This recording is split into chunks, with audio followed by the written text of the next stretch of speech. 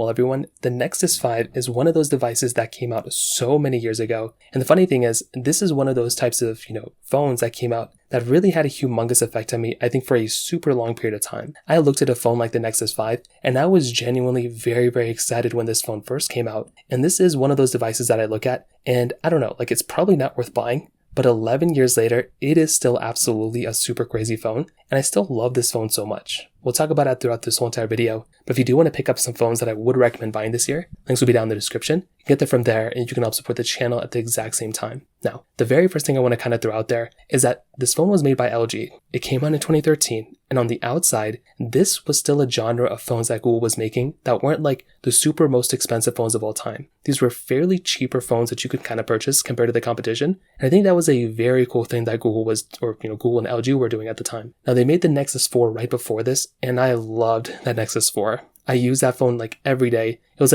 my favorite phone of all time. And I do think this in and of itself was a super cool thing that was going on. But I still look at a phone like a Nexus 5 as still being a very beautiful phone as well. But I think the Nexus 4 looked better in some ways. This phone on the front had a 4.95-inch HD panel. Now this thing was 1080p, and it's still a pretty good looking panel. You have a little bit of bezel on the top and bottom, but the design language of this phone still looks so beautiful. And it is crazy, like I said before, how good of a job Google made on this phone, because it still looks like a beautiful device. The bad thing is this phone is pretty much built completely out of plastic. So that's just kind of what ended up happening here. With a device like the Nexus 5, this is just one of those phones that's just not going to age that well throughout the next couple of years. But I will say, for now, it still looks like a very beautiful phone. But the feeling of it is different. The feeling of this phone definitely feels much cheaper. Single camera setup on the back. Some things that this phone is missing out on that most common phones have nowadays is a higher refresh rate panel in the front. That's kind of one area. You're getting a micro USB port on this thing, which is kind of outdated. You're still getting a headphone jack on this thing, which is nice. But the plastic frame makes this thing feel very, very cheap.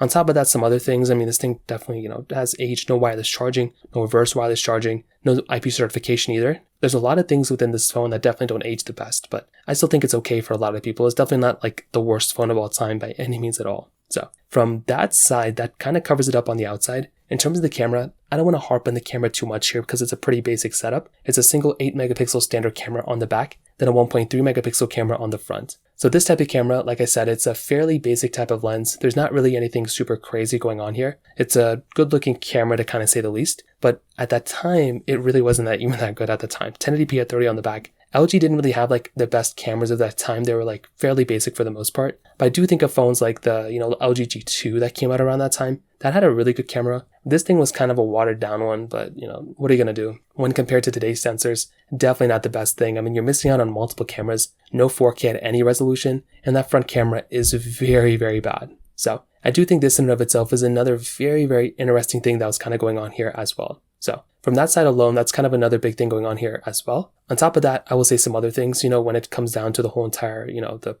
software longevity side. One of the best things about a Google Pixel or even a Nexus at that time are the software updates. It's a Google phone, so this phone is completely built from, the ground up from software from Google, and that's a very cool thing. So this type of phone, it's one of those things that I look at, and I think the software side definitely needs some improvement because you're not getting any more software updates on this thing. But at the time, it was good, and I think that in and of itself was another very interesting thing that was kind of going on here. Definitely not the best camera at all, but it's good enough, and I think for a lot of people, it's probably okay for the most part. But Android 6.0 is severely outdated, and I highly would not recommend anyone buying this phone unless you're going to custom ROM it and root it and kind of mess around with it. Maybe on that side, it makes more sense, but other than that, I still wouldn't recommend anyone to buy it. And from the performance side, you were actually getting the Qualcomm Snapdragon 800 chipset inside of this thing with 2 gigabytes of RAM. And from that side, as you probably would have expected, it's a very, okay performing phone. And that's just kind of what ends up happening here. Once again, I do think that if you're going to go and pick up a device, this thing from a software side just doesn't make any sense. And from a performance side, it's severely outdated. It's just so glitchy and just doesn't perform that well. Like I said, I just probably wouldn't recommend buying it from that side either. So overall, what I'll definitely tell you is